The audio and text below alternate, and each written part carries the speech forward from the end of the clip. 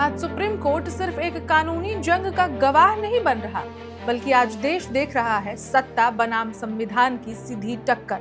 एक मुख्यमंत्री जो कि एक याचिका करता है और अब खुद वकील की भूमिका भी निभा रही हैं, ममता बनर्जी। आखिर ऐसा क्या हुआ कि ममता को खुद बहस के लिए उतरना पड़ा है? क्या है पूरा मामला, आइए जानते हैं विस्तार से। नमस्कार, मेरा नाम है रिचा और आप देख रहे हैं वन इंडिया हिंदी।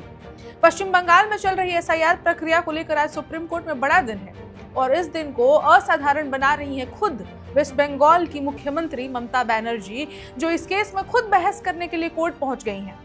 पश्चिम बंगाल की मुख्यमंत्री ममता बनर्जी आज सुप्रीम कोर्ट में एसआईआर प्रक्रिया को चुनौती देने वाली याचिकाओं पर होने वाली सुनवाई में व्यक्तिगत रूप से मौजूद रहेंगी। खास बात यह है कि ममता बनर्जी ने chief justice of India Suryakant से इस मामले में खुद दलीलें रखने की अनुमति मांगी है।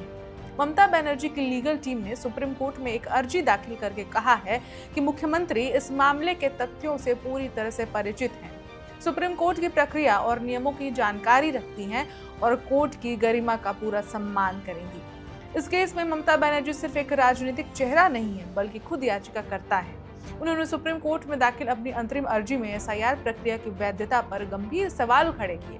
ममता का आरोप है कि जिस तरीके से पश्चिम बंगाल में एसआईआर लागू की जा रही है, उससे लाखों मतदाताओं, खासतौर पर हाशिए पर खड़े समाज के लोगों का वोट देने का अधिकार छीना जा सकता है। आज इस मामले की सुनवाई chief justice Suryakant, justice Joymalya Bagchi और जस्टिस विपुल पंचोली की बेंच करेगी।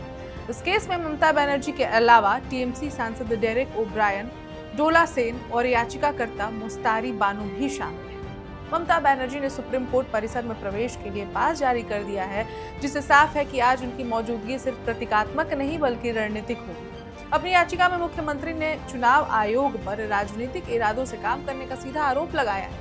उन्होंने कहा है कि एक संवैधानिक संस्था जिससे निष्पक्षता और लोकतांत्रिक मूल्यों की रक्षा की उम्मीद होती है, आज उस मुकाम पर पहुंच गई है जो किसी भी लोकतांत्रिक समाज के लिए बेहद चिंताजनक है। ममता बनर्जी ने सुप्रीम कोर्ट से इस मामले में सीधे दखल देने और चुनाव आयोग को उचित दिशा निर्देश देने की मांग की है। इस बीच तृणमूल कांग्रेस ने भी इस लड़ाई को पूरी तरह राजनीतिक रंग दे दिया है। टीएमसी ने अपने एक्स अकाउंट पर एक तस्वीर साझा की है जिसमें ममता बनर्जी वकील की वर्दी में नजर आ रही है। इस पोस्ट ने साफ संदेश दिया है, ये लड़ाई सिर्फ कोर्ट की नहीं बल्कि सियासी मैदान की भी है। अब निगाहें सुप्रीम कोर्ट पर टिकी हैं। क्या अदालत एसआईआर प्रक्रिया पर रोक लगाएगी? क्या चुनाव आयोग को कटघरे में खड़ा किया जाएगा? और क्या ममता बनर्जी आज इतिहास रचते हुए मुख्यमंत्री से वकील बनकर कोर्ट में बाजी पलट पाएंगी? जो भी अपडेट्स आएंगे हम आप तक पहुंचाते रहेंगे। देखते रहिए one India. Subscribe to One India and never miss an update. Download the One India app now.